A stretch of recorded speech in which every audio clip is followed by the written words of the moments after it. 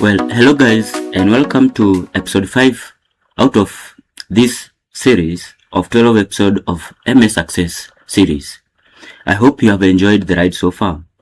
So today we go back to looking at what or where we left last time, where we created tables in our database and also inserted records in our database. So I have added an extra table called loans, whereby students who may have borrowed books have their details recorded, and with their loan dates, that is the date the books were issued, and the expected return date or the date that they returned in the columns. So I have added several members so that I can have some few records to work with. So I have these tables: books, loans, and members. So what are we actually going to be doing in this episode is that we are going to be creating a relationship between the three tables, because as we exist, there is no thread interconnecting the tables. Just like the way we had a messy Excel when we started, then until now we have still not yet solved the problem. But in this episode, we are going to solve that problem, whereby we have tables or data that is not interconnected. So the interconnection or the relationship becomes the threads that connects our tables, so that we can be able to fetch information from each and every other table using what we call queries. So when I talk about relationships, for example, in a real world scenario, we may have a relationship such as this. We have on one side a student, and then on the other side, we have maths or subjects. Example, maths, English, etc. And then what does a student do? A student enrolls. So what does this mean? One student on this side, one student can enroll in maths, can enroll in English, and can enroll in many other subjects. So that gives us a relationship that we normally call 1:many, because this entity on this side can be related to several other entities on the other side. So what do? We go to our database tables. I'll just very quickly close the tables, and then after closing the tables, I'm going to show you how or from where you create relationships. So for relationships to be created, you click on database tools, then click on relationships, and you can see that after I click on relationships, there's nothing that appears on this working space.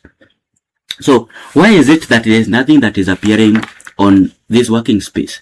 It's because I've not added my tables. So I'll click on add, and then I'm going to add my 3 tables. So very quickly, I can have my 3 tables without the relationships. So these tables is what we have as existing. So as we create relationships, we normally create relationships using the primary keys, and you can see the primary keys are easily identifiable from all the tables. And when we create relationship between a primary key here and the same field that exists in another table in the same database, this other field here that we create relationship with from the primary key is referred to as a foreign key. So what is a foreign key? A foreign key is that field that after we create the relationship enforces integrity, or enforces what we call referential integrity. So how do we create the relationships? So I come pick the book ID from this side, then I will left click on my mouse and drag the field and place it on top of the similar field in the other table. So for example, like that.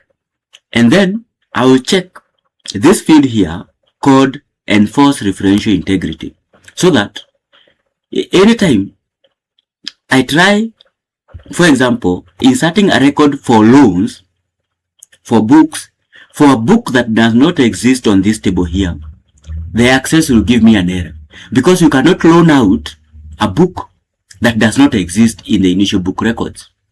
Then for members, we are going to pick the member ID, the primary key for member ID, then come and place it on top of the member ID on this table called loans. So after I've done that, I will also check on enforce referential integrity and then click on create. What does that mean? That means that for loans, I cannot be able to loan a book to a member who does not exist in the members table. And that can be checked using the member ID. So that means we cannot have a member ID who does not exist in loans table and who existing in the loans table and has not been registered as a member in the table, in the library, in the members table. So that is how we create the relationships. So after you create these relationships, you can note that we have a 1 here and we have this infinity sign here. So this one represents, just as the way it is, just a simple one, and then many on this side, showing the infinity, showing that it can be associated with so many records on the other side. And then exactly we have 1 is to many on the other side, and that is what these tables represent. So with that, we have created the relationships between our tables.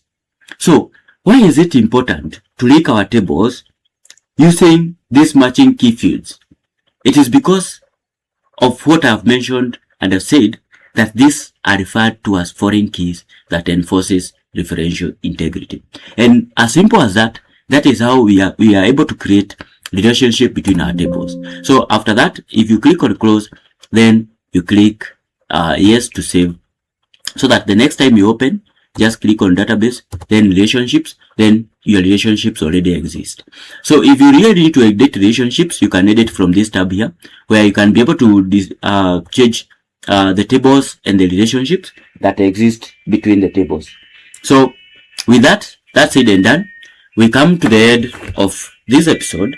So your work is now to have your tables related to each other. And see you in episode 6, where now we actually go further and create what we call forms. So as usual, do not forget to subscribe, ask any question in the comment section, also share this with your friends, and also subscribe to the YouTube channel. See you in the next episode.